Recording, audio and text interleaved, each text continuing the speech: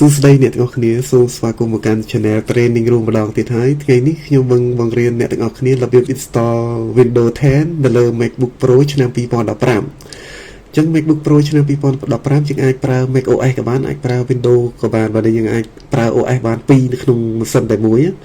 ញ្ចឹងបើអ្នកទាំងអស់គ្នាចង់ដឹងពីរបៀប install នេះខ្ញុំបង្ហាញឲ្យអ្នកទាំងអស់គ្នាជាដំបូងអ្នកទាំងអស់គ្នាត្រូវមាន file ISO Windows 10 មួយ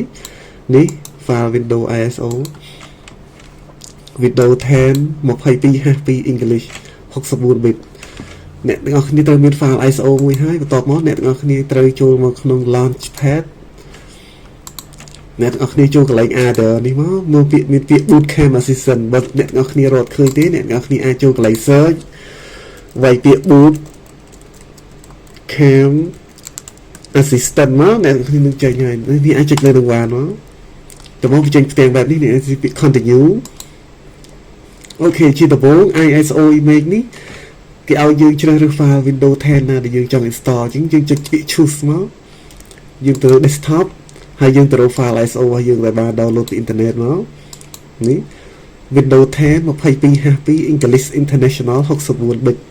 អ្នកនេះចុចពី open មកបន្ទាប់ខាងក្រោមនេះកន្លែងចែក partition បានន័យថាលើ computer Mac យើងនេះយើងចង់ឲ្យដាក់ Windows 10 ប៉ុន្មាន G Mac OS ប៉ុន្មាន G អាស្រ័យលើយើងចង់បានណាអញ្ចឹងខ្ញុំចង់ដាក់ Windows 60G ហើយដាក់ Mac OS 190G អញ្ចឹងយើងទាញតាមអ្វីដែលយើងចង់បាននេះចុចមួយកណ្ដាលទាញមកគឺចង់បានទំហំ space អ្នកតាមម៉ាស៊ីនអ្នកទាំងអស់គ្នាចង់បានបើអ្នកតែមាន hard disk ទំហំប្រទេសធំអីចឹងទៅអ្នកគ្នាអាចចែកមកខាង 500G មកខាង 500G ទៅអានេះដោយសារ MacBook នេះមាន storage តែ 256G ជាងដាក់ Windows ទៅ 60G ទេហើយដាក់ Mac OS 190G តោះមកអ្នកនរគ្នាចុច install នៅខាងក្រោមមកអញ្ចឹង Bootcamp របស់យើងវាត្រូវការ download software ដែលត្រូវ support ជាមួយនឹង Windows 10 ដូចជា driver អីដើម្បី install ជាមួយ Mac OS បានណាជាកន្លែងនេះអ្នកនរគ្នាត្រូវរងចាំបន្តិចទៅអាស្រ័យលើអ៊ីនធឺណិតរបស់អ្នកនរគ្នាយឺតឬក៏លឿនបើលឿនវារយៈពេលលឿនអញ្ចឹងណា